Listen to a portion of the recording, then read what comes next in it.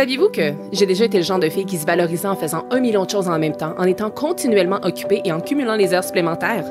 La vérité, c'est que, après m'être complètement épuisée, j'ai finalement compris que la vie n'était pas une liste de tâches à cocher. Je m'appelle Émilie Vien et je suis la fondatrice de La Planificatrice. Je suis une experte passionnée en planification, gestion du temps et saine productivité. Et mon rôle, c'est d'aider les gens qui ont un horaire ultra chargé à trouver du temps pour ce qui compte vraiment. 168, c'est le nombre d'heures exact qu'on a dans une semaine.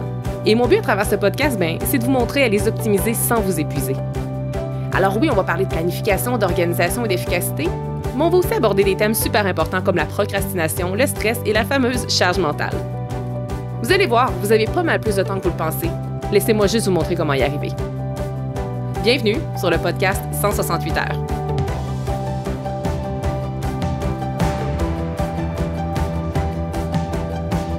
À une certaine époque de ma vie, il y a un moment où je pensais que dire oui à tout, que c'était la clé du succès.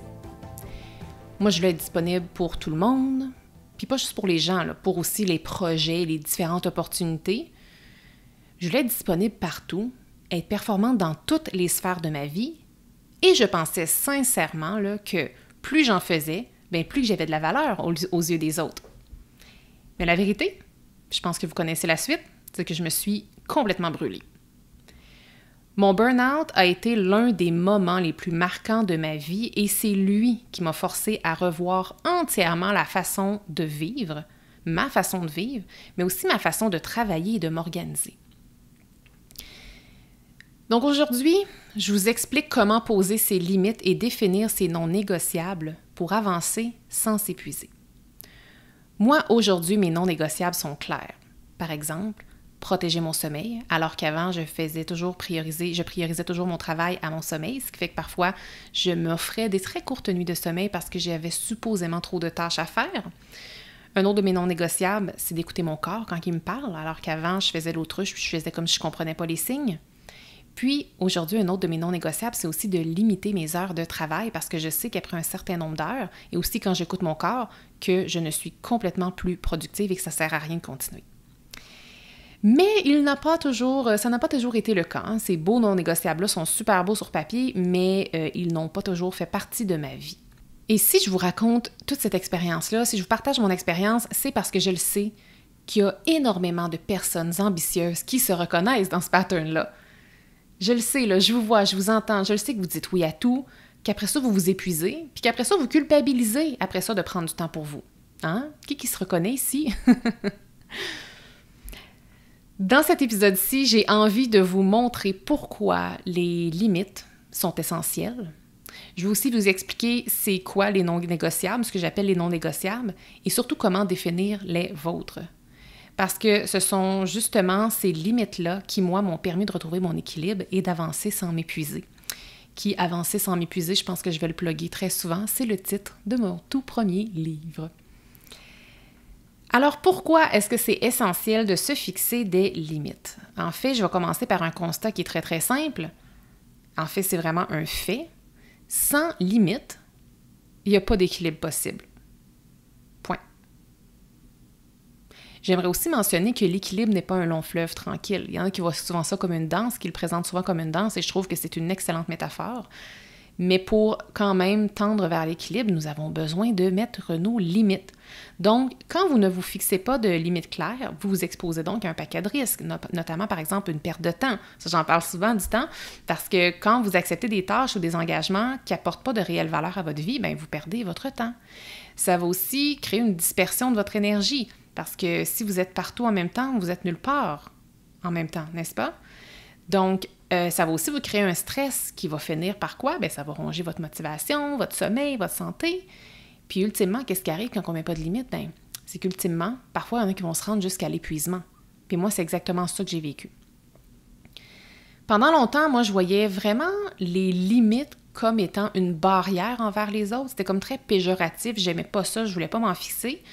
Mais aujourd'hui, j'ai compris que ces limites-là, c'est vraiment un acte d'auto-respect. Parce que bien avant, en fait maintenant je mets mes limites, mais avant l'épuisement, on va dire, là, quand je regarde la Émilie que j'étais avant, je n'avais aucun respect envers moi-même. J'en étais inconsciente de ça, mais aujourd'hui, je suis capable de dire ça. Et je trouve que de poser ses limites, c'est souvent une première action pour se respecter soi et de faire acte d'autorespect. Je le dis souvent à travers les différents contenus que je crée, mais gardez ceci en tête et si vous avez peut-être besoin de vous le faire rappeler. Dire non à quelque chose, c'est se dire oui à soi. C'est de dire oui à quelque chose qui compte vraiment. Puis, parfois, on dit non pour quelque chose alors qu'on ne sait même pas encore pourquoi on va dire oui. Tu sais, par exemple, si on vous dit « Hey, dans 2 semaines, es-tu disponible pour un souper? » Mais vous le filez pas à l'intérieur, vous dites non. Vous dites non, mais au final, vous êtes disponible, donc vous ne savez pas encore à quoi vous allez dire oui. Mais dans 2 semaines, à ce fameux soir-là, si vous dites non maintenant, mais peut-être que vous allez avoir une belle soirée télé toute seule, à manger du popcorn, si c'est ça que vous avez besoin à ce moment-là. Peut-être que vous allez pouvoir lire, peut-être vous coucher plus tôt, peut-être passer une soirée en amoureux, une soirée en famille, faire une sortie, bref. Quand on dit non, on dit toujours oui à quelque chose d'autre ensuite, même si on ne sait pas maintenant de quoi il va s'agir. Dire non, c'est un très, très grand thème. J'ai un épisode, je vous mets le lien dans les show notes, c'est l'épisode 22 qui s'appelle « Apprendre à dire non sans culpabilité ». Je vous invite vraiment à aller poursuivre votre écoute avec cet épisode-là si l'épisode d'aujourd'hui résonne avec vous. Et c'est là maintenant que j'ai envie de vous parler des non négociables. Donc, les non négociables, je vois vraiment ça comme une genre de limite positive parce que limite, c'est un mot qu'on associe, qui est un peu péjoratif si on veut. Donc, les non négociables, c'est un terme que j'utilise de plus en plus, puis je vois les non négociables pas comme une règle stricte ou une obligation supplémentaire, je le vois plus comme une décision personnelle. Et vous allez voir dans l'agenda 2026, donc la version la plus à jour de l'agenda, j'ai ajouté un exercice d'introspection au début et je vous invite justement pour l'année à identifier c'est quoi vos non négociables. Donc, comme je vous disais, c'est ça, un non négociable, je le vois vraiment comme une décision personnelle qui va protéger à la fois votre énergie et votre bien-être. Je trouve que c'est vraiment une manière de se dire à soi-même comme « Hey, je mérite ce temps-là, je mérite ce respect et je choisis de me protéger ». Et contrairement à ce que vous pourriez peut-être penser, les non négociables, c'est pas restrictif. Au contraire, moi, je trouve qu'ils sont profondément libérateurs, notamment parce qu'ils vont éliminer un petit peu cette charge mentale-là qui n'arrête pas de nous rappeler « OK, est-ce que je devrais faire ci, je devrais-tu faire ça? Ou est-ce que j'ai le droit de prendre ce temps-là? Est-ce que j'ai le droit de faire ça? » Donc, vraiment, ça va aller de se fixer des non négociables, ça va vraiment aller diminuer votre charge mentale. Et souvent, on le sait déjà, qu'est-ce qui est important pour nous. Donc, la décision, quand elle est prise en avance, c'est beaucoup plus facile ensuite.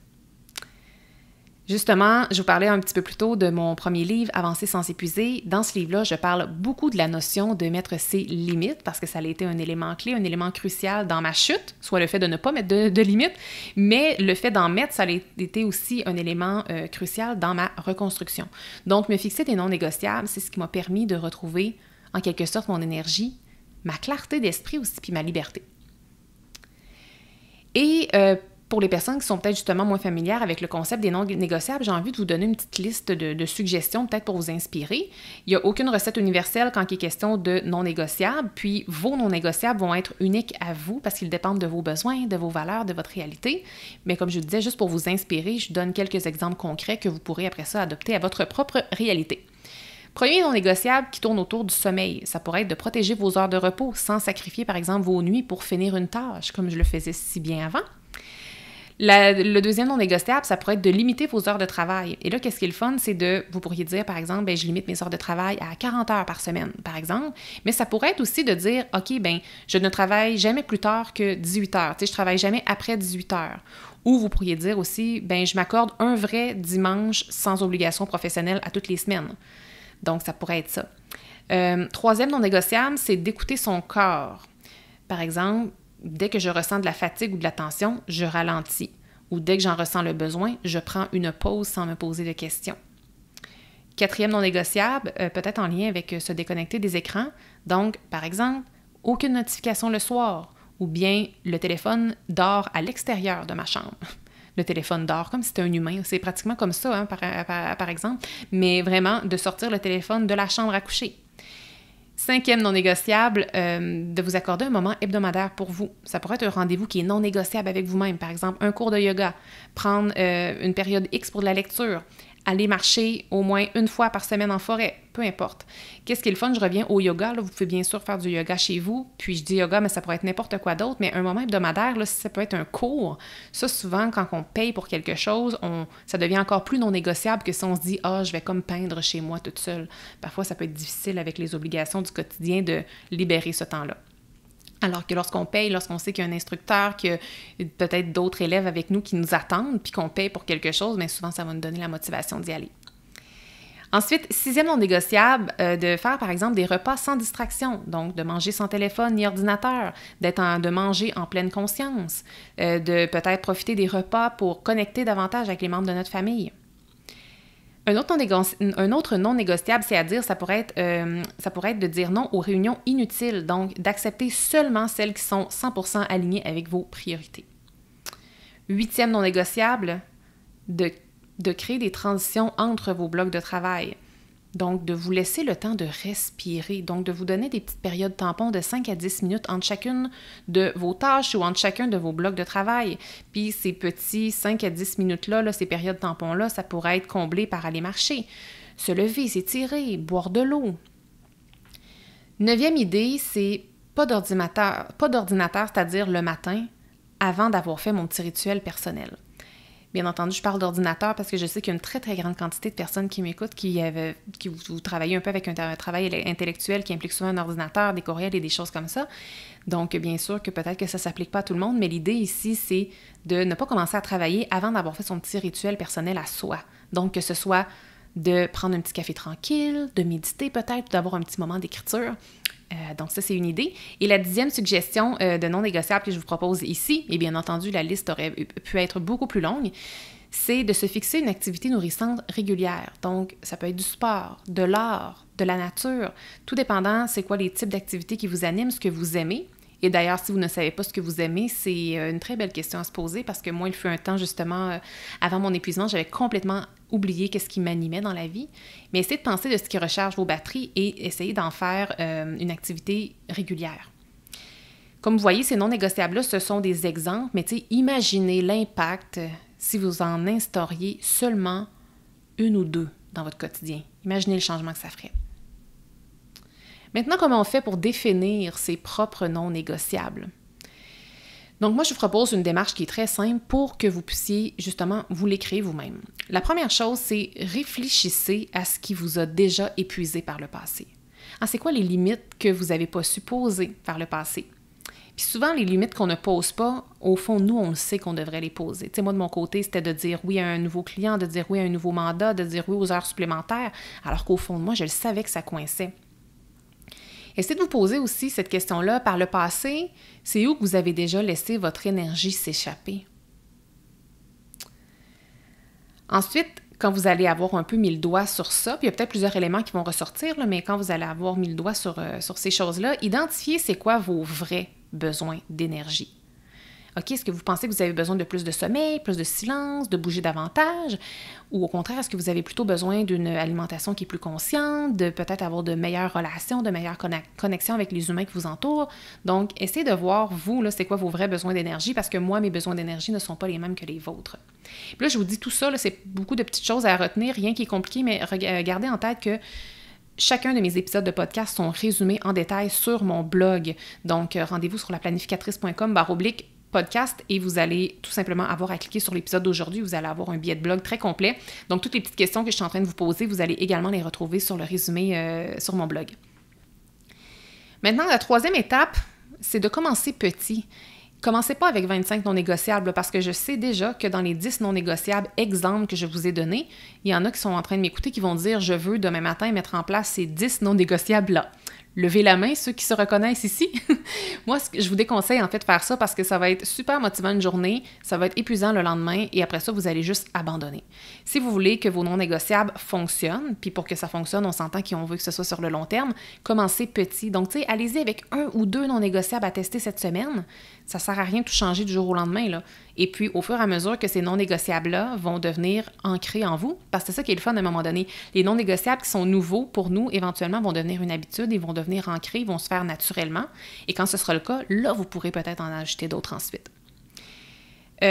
Très important par rapport aux non négociables, c'est de les communiquer clairement. Que ce soit avec votre entourage personnel ou bien professionnel, vos limites doivent être connues afin qu'elles soient respectées. Parce que souvent, on se fait une histoire dans notre tête, mais si on le dit à personne qu'on veut finir plus tôt, qu'on veut manger mieux, qu'on veut faire ci, qu'on veut faire ça, ben c'est pas de la faute de notre entourage si on s'épuise, parce que c'est souvent ça qu'on va se dire, c'est parce que nous, on n'a pas su communiquer nos limites. Souvent, la première chose, c'est de les identifier, nos limites, d'identifier nos non négociables, mais une fois que c'est fait, il faut aussi les communiquer, parce que sinon, ça va être très difficile de vivre dans un environnement qui ne les connaît pas, parce qu'on va avoir l'impression qu'ils ne nous supportent pas, alors qu'au final, c'est juste qu'ils ne les connaissent pas, nos non négociables. Donc, vraiment, tout ça, c'est un apprentissage. Puis, je vous avise tout de suite qu'au début, bien que ça fasse du sens pour vous, ce que je suis en train de dire, c'est pas toujours confortable. Vous allez avoir peur de décevoir. Tu sais, on va mettre nos limites, on va dire non, on va changer les choses. Donc, on va avoir peur de décevoir. Puis, ça se peut aussi que vous déceviez des gens. On va aussi avoir peur d'être jugé. Et oui, vous allez peut-être être jugé aussi. Puis, une chose aussi, c'est que quand on commence à parfois se fixer certaines limites, on a le fameux FOMO, on a peur, c'est-à-dire de manquer des opportunités. Alors, si vous vivez tous ces inconforts-là, souvenez-vous de ceci. Vos non négociables sont là pour vous permettre de durer dans le temps, de rester aligné et de préserver votre énergie. Parce que si vous vous épuisez, à quoi ça va avoir servi d'avoir saisi toutes ces opportunités-là? Vous ne pourrez même pas les livrer. Donc, en conclusion, j'ai vraiment envie d'insister là-dessus, c'est que les non négociables, ce n'est pas des privations. Au contraire, c'est vos alliés pour avancer sans vous épuiser. Les non négociables vont vous permettre d'être davantage présent et présente, d'être encore plus concentré et plus disponible pour ce qui compte vraiment. Parce que je l'ai dit d'entrée de jeu tantôt, puis je vais le redire, quand on essaie d'être partout en même temps, on est nulle part à la fois. Alors aujourd'hui, moi, je vous lance une invitation qui est très simple. Prenez un petit cahier de notes et notez c'est quoi vos 2 premiers non négociables.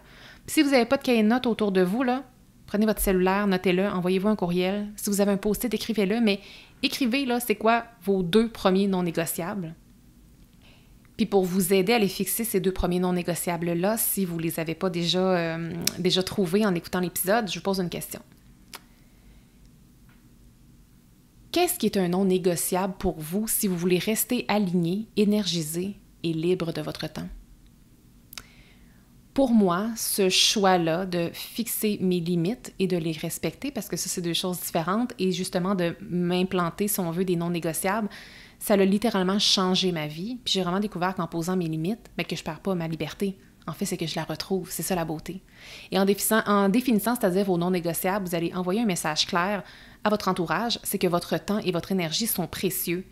C'est pas un luxe, hein? C'est une nécessité. Puis je pense que souvent, on a peur de déplaire les autres, alors qu'au contraire, moi, je pense qu'en posant vos non négociables, vos limites, vous allez peut-être pas les déranger, vous allez peut-être en fait les inspirer.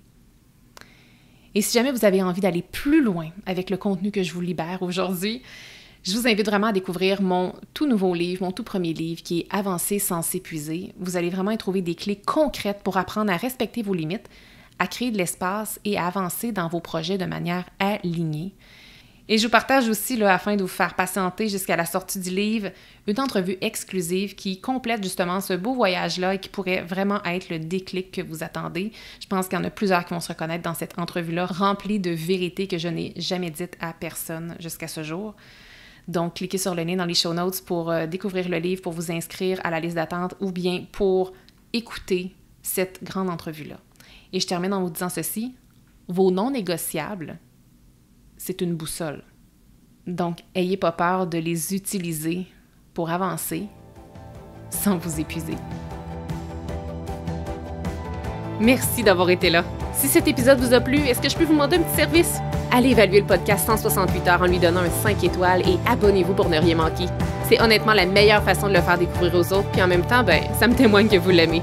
J'ai déjà hâte qu'on se retrouve et d'ici là, assurez-vous de profiter pleinement des 168 heures de votre semaine. À bientôt!